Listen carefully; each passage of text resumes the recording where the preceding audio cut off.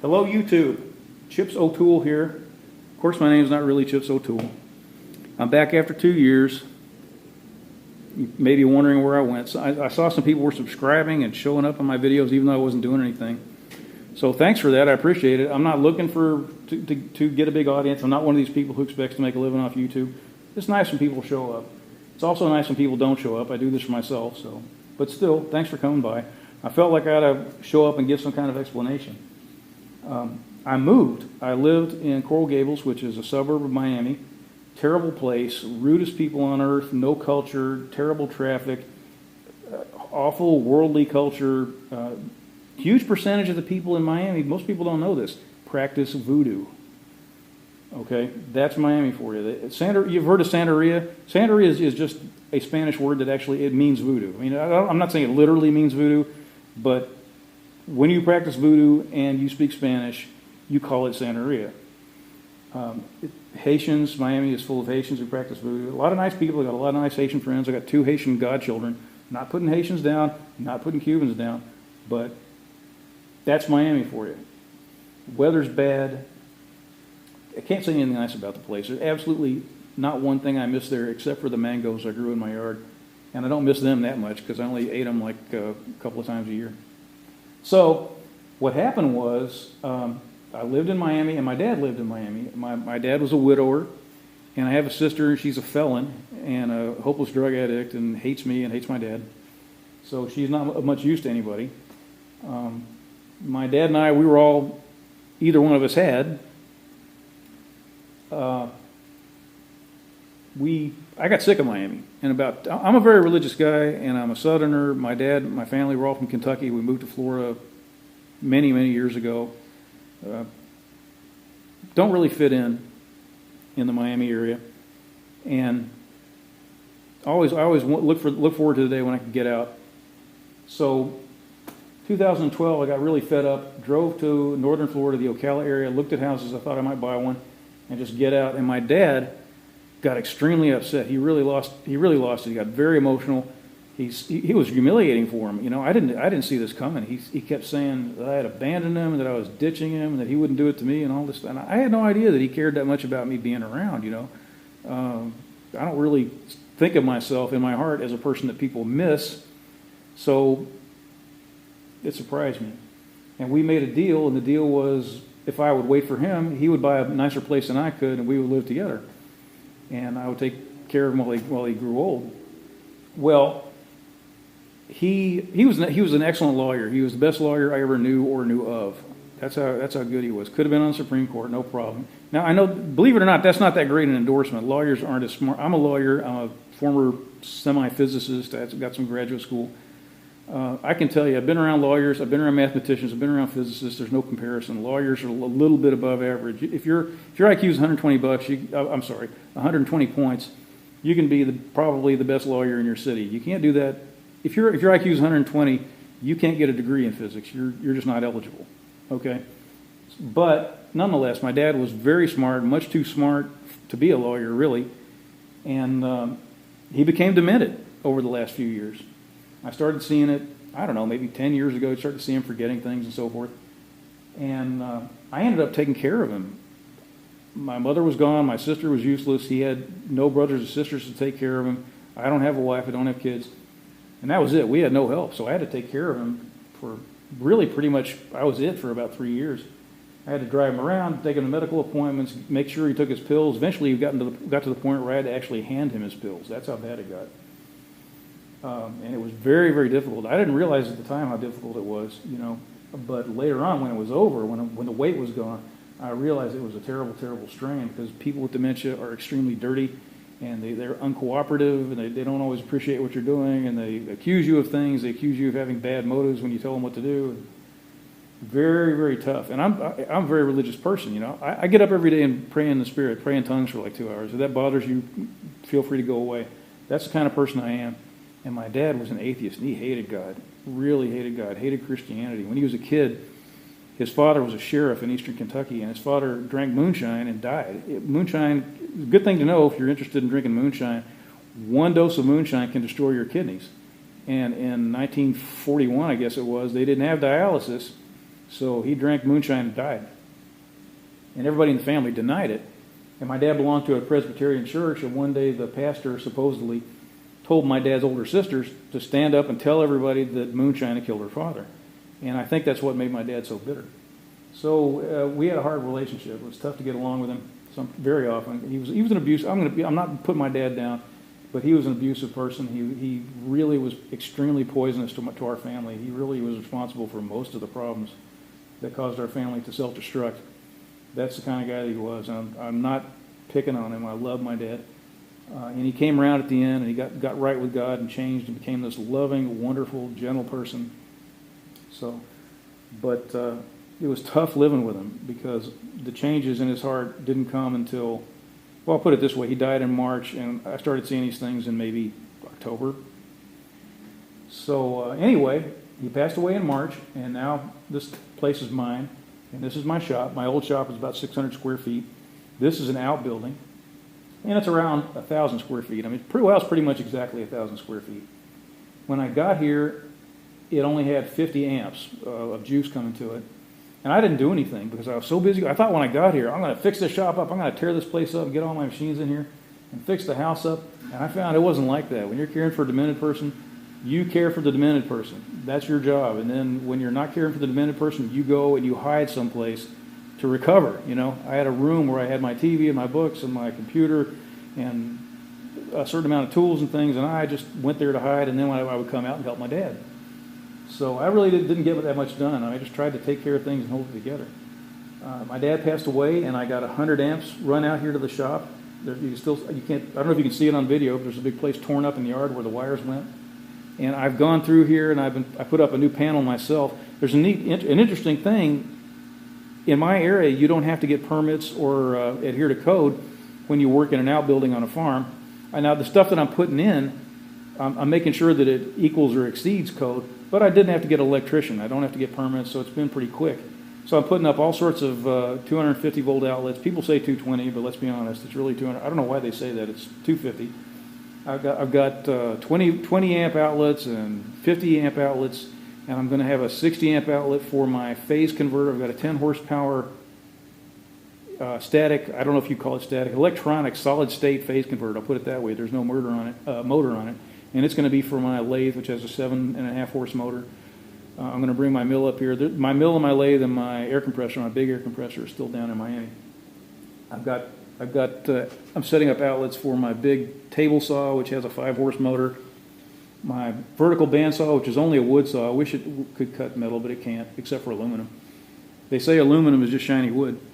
So I've got that set up. I can run that. I'm hoping to get a vertical saw for metal. That'd be fantastic. Everything's coming together. Things are really coming together. It's a terrible thing to say, but when you're a caregiver and your parent passes away, on the one hand, it's terrible because they're gone and you miss them, and on the other hand, you have so much freedom, you don't know what to do with yourself. It's like you're a rock in a slingshot and somebody just let go of it. So I'm getting all this stuff taken care of. I really enjoy it. I truly do. It's nice to finally have a little room. I don't have any air conditioning out here. I suppose I could do that. I don't have a ceiling, so I would have to pay some money to get that fixed. I'm not going to go up 12 feet in the air and hang drywall by myself. There's a limit to what I'm willing to do. I got a lot of tools here already. I got my big drill press. The other day I went on OfferUp and I found myself a wonderful buffer, a 3/4 horsepower Baldor buffer. You know, it's about you can't see my hands. Well, it's about 2 feet wide, and it's on a neat Baldor pedestal. The pedestals cost like $200 new. Some pawn shop sold it to me for like $250. It even had a motor starter on it, which has since crapped out, and I bypassed it because you don't really need a motor starter on a 3/4 horsepower motor. I got that, and I've got my belt grinder, my 2x72 belt grinder with a 3-horse motor, which is twice the horsepower most people have. I got 3 horsepower because it was hard to find a 2-horse motor. I don't want to get into the story. It's really nice having 3 horsepower. You can't even begin to slow it down, and it's an 1,800 RPM motor, and I run it at over twice its nameplate speed and have no trouble with it whatsoever. So it cooks. It really cooks, and it's one of the greatest tools on earth. If you don't have a 2x72 belt grinder, you really, really need one. You ought to think about it. Excellent tool. So I got that here and all my welders. When I came up here, I had a Lincoln welder, a Power MIG 180C, which is a nice MIG welder. Nothing wrong with it. I also had a plasma cutter, which I'm looking at right now. The welder's very nice, but it's an old style welder, weighs a lot. It's kind of clunky. I got up here, before I moved up here, shortly before I moved up here, I got myself an Alpha TIG TIG machine, Alpha TIG 200X from AHP, and it does TIG and stick both. It does AC and DC. It's a very nice thing. Does everything a Miller or Lincoln will do. Costs $800, or I paid $780 or something like that instead of $3,000. And people say they're less reliable, and well, maybe they are. I don't know. I'm not going to pay $3,000 as a hobbyist, and I'm not going to go out and buy a used machine unless I know what I'm doing, and I didn't. So I really like it. This is it over here with all this, stuff on this big tank. That's my argon tank.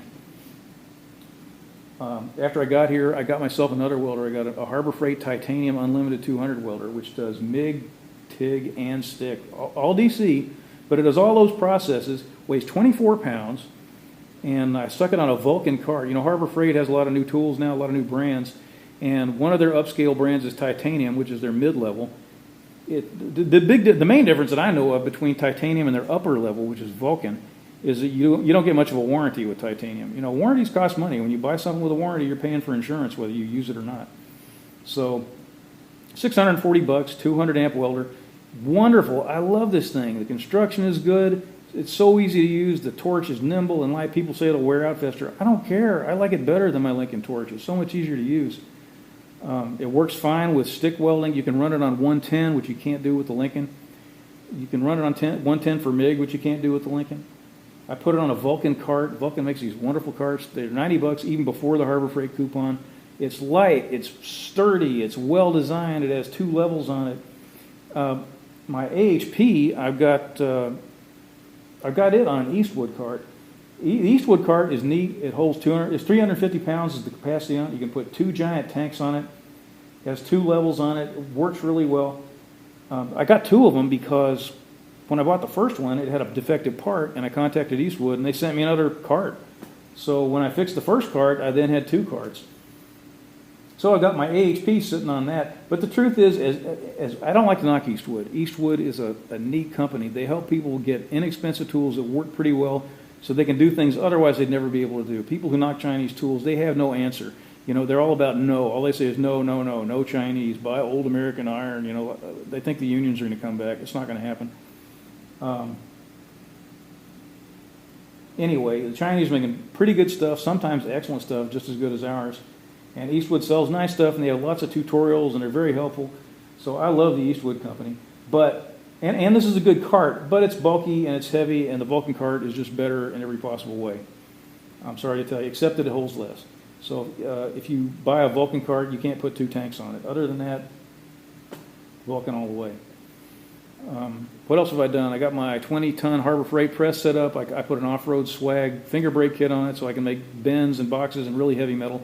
When you buy like a $2,000 finger brake from some other company, you may get a really neat tool and all that, and it may be wider and so forth, but you can't bend thick metal. I mean, once you get past like 16 gauge or something in steel, you can forget about it. And this thing, you can bend 3/8 inch metal. And you may not get the nicest bends on earth, but you can do it. You can make a bracket for a winch or whatever. I mean, it's beautiful. It's wonderful. So I got that, and I put a Harbor Freight air jack on it so I can connect it to my big compressor. Right now, all I have is a little compressor, which kind of poofs out. I feel bad for it when I'm trying to run the air jack from it. But anyway, I got that, and that's really neat. And I put wheels on everything. The Harbor Freight press has wheels. All my welding stuff has wheels. My drill press, my buffer, my grinders, my table saw, my wood lathe. I got a big, tall tool cabinet against the wall that has wheels. People say you're not supposed to put them on tall things, but I did because it's screwed to the wall. It's not going to fall over. And next time I have to move it, I don't want to have to drag it across the floor. So that was a good idea. Things are really shaping up. I've been calling riggers. My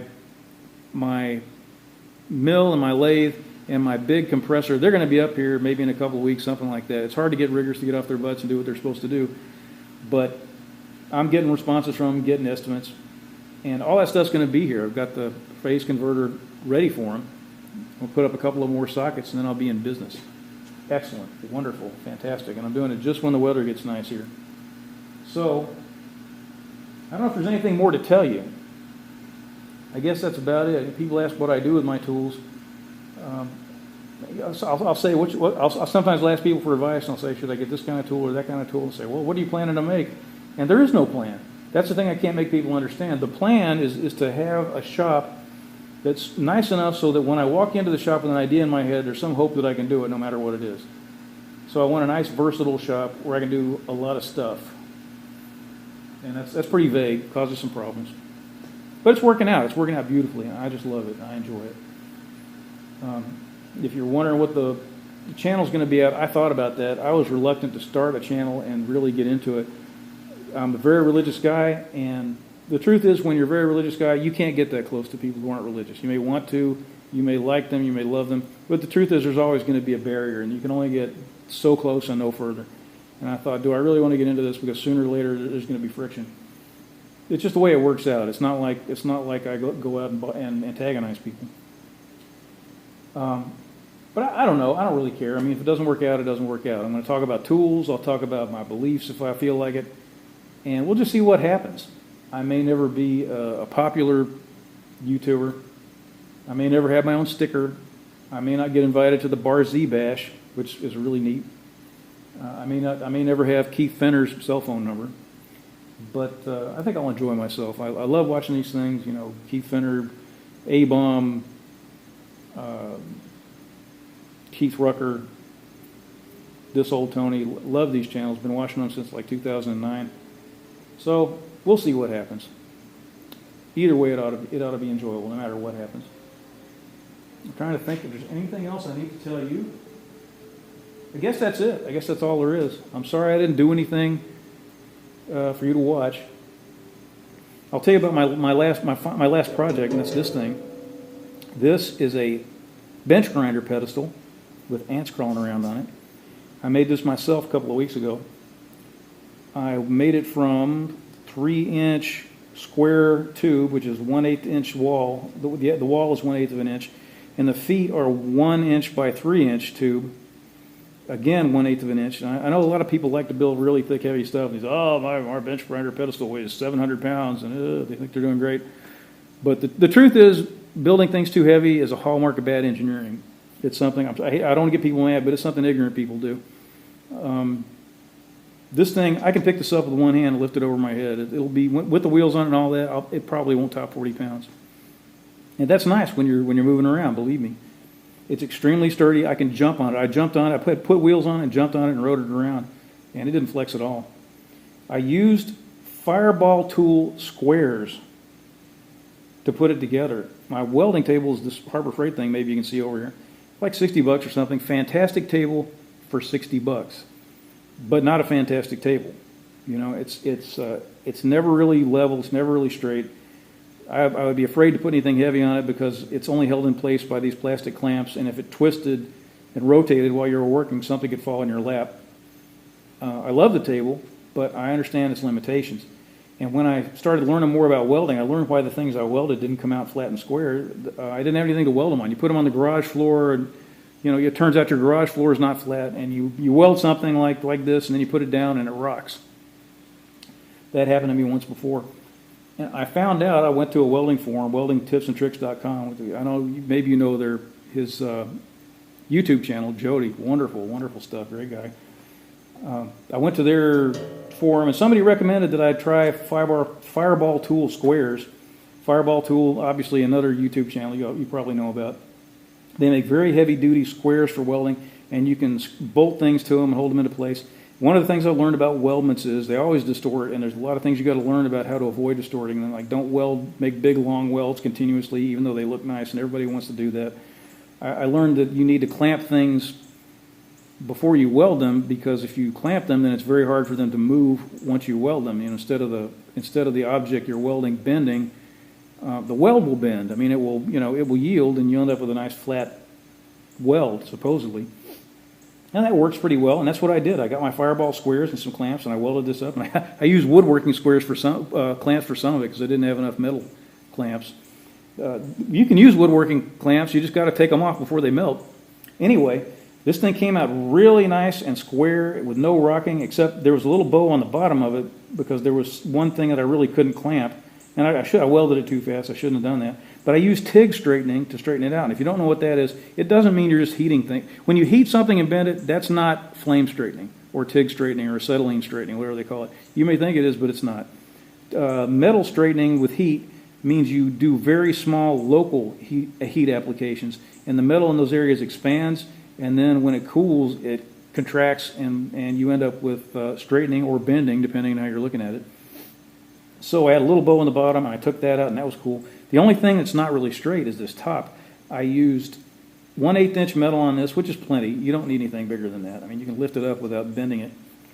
I didn't make any effort to prevent it from bending, and my rationale was, first of all, it was hard to clamp, and second, when you put your bench grinder on it, your bench grinder has a solid, stiff base, and your bench grinder, the bolts are going to pull this thing straight. And I found out it actually does that. So, sometimes I think it'd be neat to try heat straightening under it, to straighten it out, but then I think, well, every time I put the bench grinder on it, it straightens up, so what's the point? This is the front area. The bench grinder would be right here, and it goes out to this, in this direction. There's a little extra metal there. I thought I'd leave a little extra there in case I wanted to clamp something or do something over there. I originally wanted to have a 10-inch square here, which just covered the base of the bench grinder. Typically, people have a little plate on top of their stand, their pedestal, and it doesn't really extend outward. But when I went to the metal place, it was raining, and they didn't want to get out their metal shear, so they gave me this piece, which is 16 by 16, and they gave it to me. It was a drop, which means a drop is a piece of metal that comes off when they cut something and they don't know what to do with it, and they're going to sell it as scrap, so they'll give it to you at a lower price. So they gave it to me, and I said to myself, if it turns out to be too long, I'll have to get the plasma cutter and whack it off of there. But I think I'll find a use for it. I might be able to put a water bowl over here, or maybe I'll weld a little wire loop out here and put the water bowl in that. There'll be some use for it probably. So I'm really happy with it. Very sturdy, very square. Got my Amazon Chinese wheels that I'm going to put on it. They're very nice, very sturdy. It rolls around like you wouldn't believe. The bench grinder itself, I'll try to show it to you. That's it down there on the floor. It's a nice old, not old, it's a nice Dayton, it's Chinese. A lot of people insist on getting a Baldor or a Wisoda or some other American brand of bench grinder. But the Trump economy is so good, you really can't buy used tools the way you used to. People don't like to admit that. Some people don't. Under Bush and Obama, buying used tools was pretty easy because people were going out of business and losing their jobs.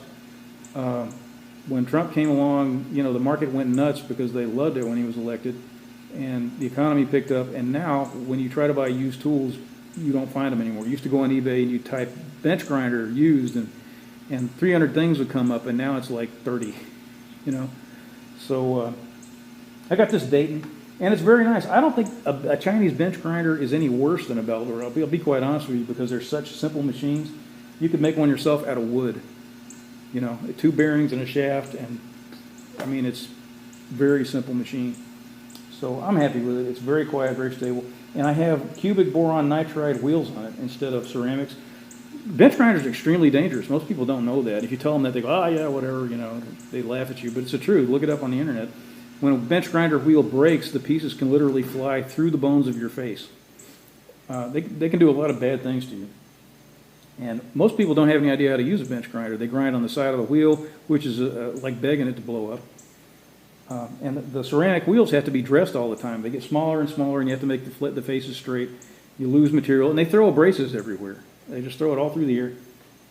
I bought cubic boron nitride, which is a material which is like diamond, much harder.